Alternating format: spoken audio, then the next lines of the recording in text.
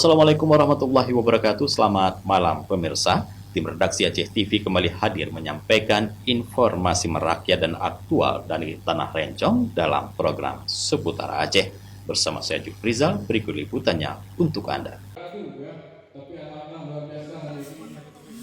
Pengurus Besar Ikatan Pemuda Aceh Besar atau PBIPAR menggelar halal bihalal di Balai Guru Penggerak, Lubuk Ingin Jaya, Sabtu 5 April 2025.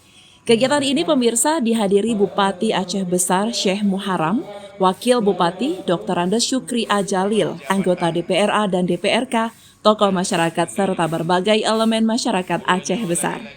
Ketua Umum PBIPAR Fata Muhammad menyampaikan bahwa acara ini menjadi momen silaturahmi antara pemuda, pemerintah daerah, OKP, ormas, dan tokoh masyarakat.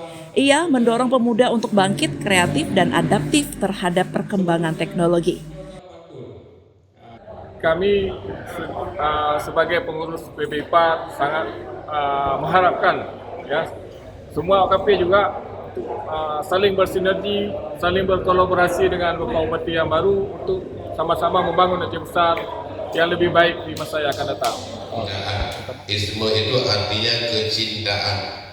Dalam sambutannya, Bupati Aceh Besar Syekh Muharram menegaskan pentingnya memperkuat persatuan serta peran strategis pemuda sebagai garda terdepan dalam pembangunan dan peningkatan kesejahteraan sosial ekonomi di Aceh Besar.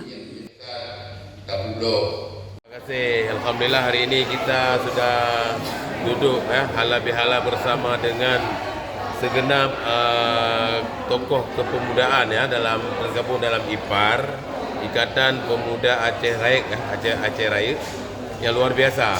Ini yang saya tunggu-tunggu, harapan kami semua supaya semua elemen itu terlibat, ambil bahagian, apalagi sekarang pemuda sudah tampil. Jadi kita berharap pemuda Aceh Besar bisa menjadi garda terdepan untuk kemajuan Aceh Besar, insyaAllah. Demikian. Acara ditutup dengan tausiah oleh Ustadz Masrul Aidi yang mengajak pemuda untuk menumbuhkan semangat entrepreneur dan menjadikan PBIPAR sebagai pionir kemajuan daerah.